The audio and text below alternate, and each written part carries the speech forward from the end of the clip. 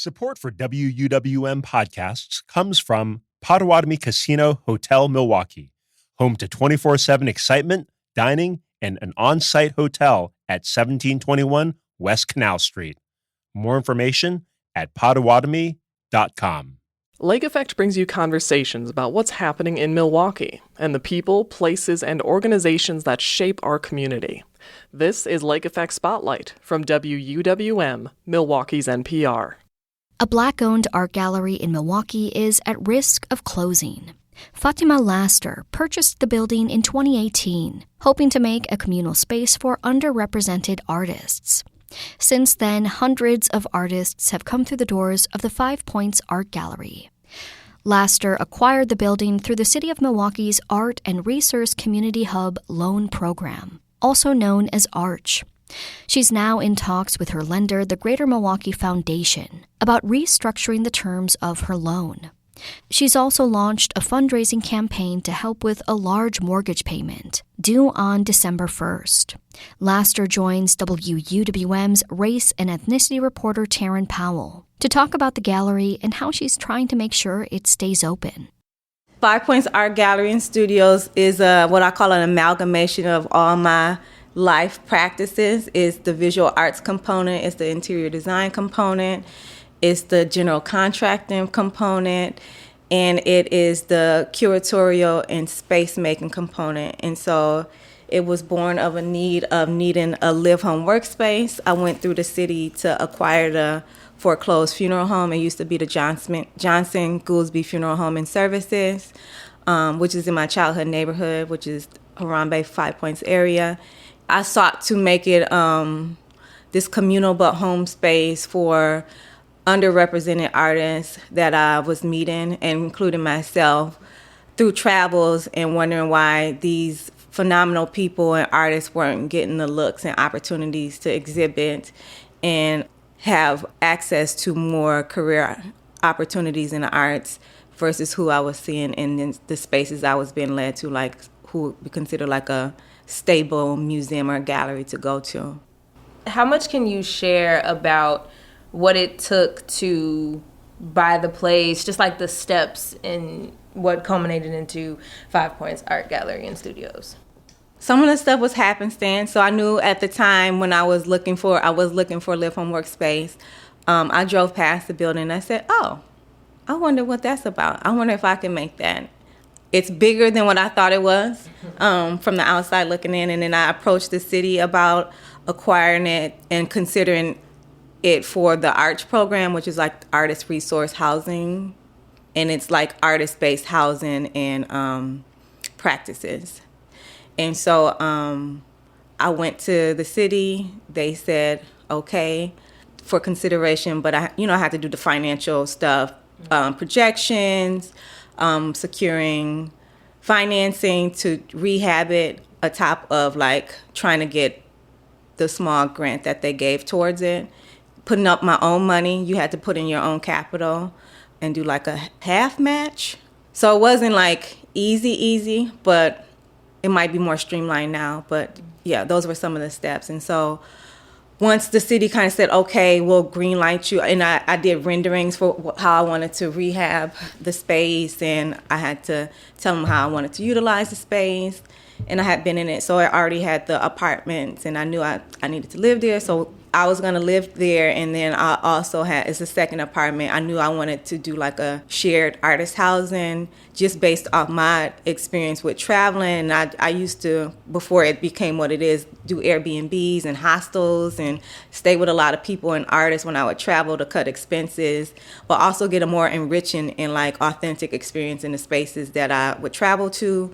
So I knew that I wanted that component to provide as like a resource, a financial resource, and also a business and networking connection resource.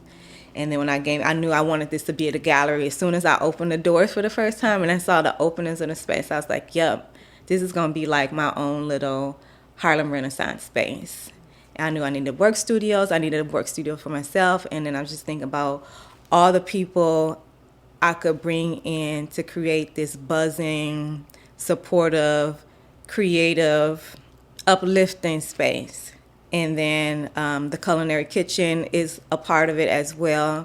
Believe in breaking bread.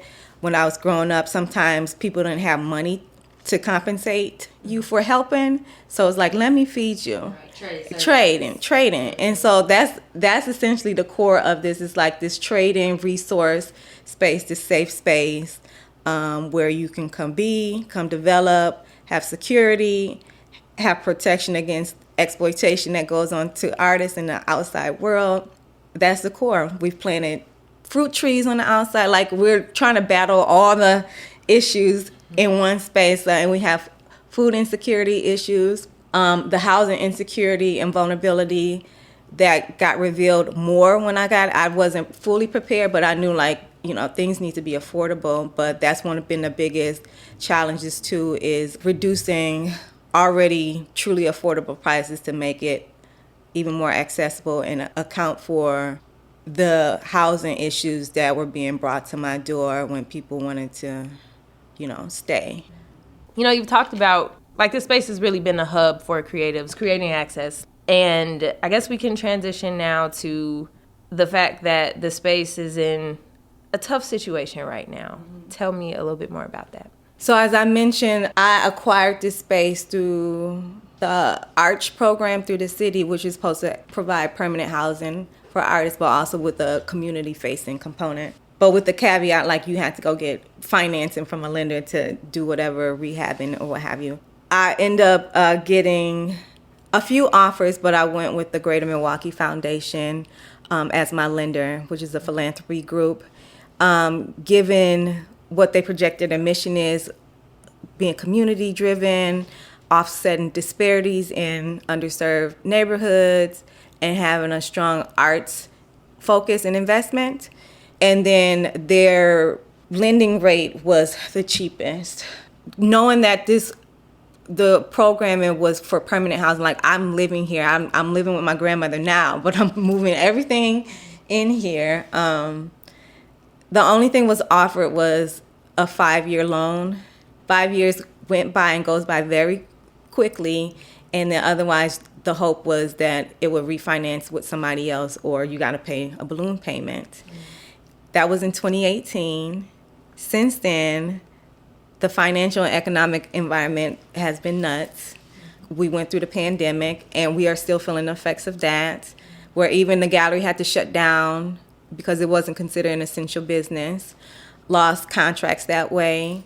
And then going into this year with the changing of administration, a lot of suppressed financing and the shutdown of arts funding.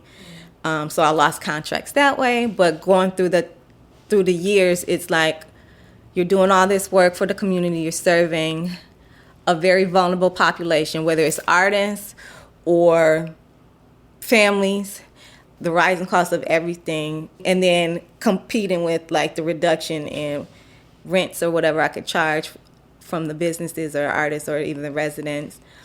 It just didn't match. And that's where, like, all the monthly payments have been made. I have another job right now too.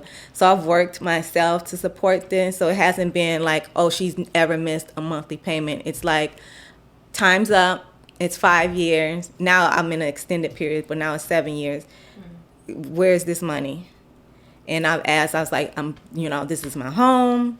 These are the people I service. You will be displacing us if you take the house. Is there possible for extension? It's like, no, we need to be paid back. The conversation, this is with the Greater Milwaukee Foundation? Yeah. Yes. This is with the Greater Milwaukee Foundation. I'm satisfied with the city, like my obligation with them, but it's a partnership with them, like the city and whomever the lender is. Okay. Like, the city paid the lender money towards my loan to pay it down. Like, that was a part of the grants that I initially brought in. Okay. And I asked if it could be done differently because you're not a traditional lender. Like, you can do whatever you want. Mm-hmm. And here's your opportunity to do whatever you want. And here's your opportunity to really serve more than me. Like, there are more than me in this neighborhood who can, like, activate a space, be community facing, start and grow a business. But some clemency needs to be accounted for too, given the environment and what the contributions that are being made and the work that's being done. So contractually, they can do whatever they want. And I've acknowledged that. How do you displace somebody from their neighborhood, their physical house, the community? And it's not even just me. It's like all these 5,000 visitors who are like, no, we need you. Or these artists who are residing here, like, where am I going to go? What we got to do? We have to save this. And like, this is a home, like, for their business and their physical selves too. And so I don't know. That's where we are. I'm trying to see if there can be some extension in terms like, okay, you are different. You're not a lender, traditional lender. Can we do differently? Can I stay here? Can we extend into a more traditional 20 to 30 year mortgage where I can keep making payments to you? And whenever I had more, I paid more, so I will keep doing that. Mm-hmm. And I've never missed a payment, so you know I'll pay, and you'll know I'll do anything to pay. Like, my story is probably similar to the story of the houses around me. Like, everyone is just working to make those needs met. The difference is my loan is structured to be a commercial loan, even though even most businesses don't make it 5 years. So it's just a way to take, okay, thank you for doing what you've done so far. Now we'll take it from here, and we'll sell it off cheaply to somebody who can afford it. And that's another way to change in the neighborhood and the landscape and the dynamics within the area too. So that's where we're at. If we're in an alternate universe where this physical space of 5 Points Art Gallery and Studios is no more, have you thought about what the next iteration of it will be? No, because now and then it's like, I need to sleep. That's what, I don't know. They're like, you're going to do some art. It's going to be some art. Will it be the same iteration? I can't say yes, because I'm 7 years in. The cost of everything is different. So the accessibility at the time too, I can't even tell you I would be able to acquire something and it's not about doing something identically, but even acquire something where I can even come close to the capacity building and offerings that this building has provided and what I've been able to offer people. So I don't know. I'm doing what I didn't even know I would be doing too. So I'll just keep moving and just see how the opportunities that come. So I want to allow you to share any kind of final thoughts that you may have, but I do want to put a question in there too, to be like, what Milwaukee, Wisconsin, even the international, art community, like, stands to lose if 5 Points Art Gallery is gone? You will be losing true, authentic threads, cultural threads of the city that people don't even really know how much talent is here. And they don't even know how much color is here until they come here, and they're like, and so it would be a true erasure of like talent, prowess, cultural advancement, innovation, and something that's really indicative of what community. I'm not even talking about in this space, but like a neighborhood can sustain and be about. That's what you'll be losing. A good example of somebody who like really love they block and their neighborhood and their city.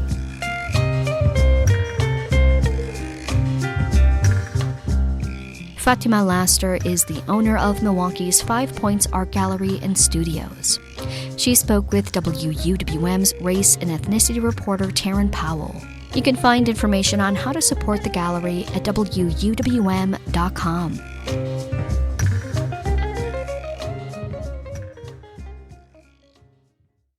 You can find more interviews like this one by visiting WUWM.com/Lake Effect.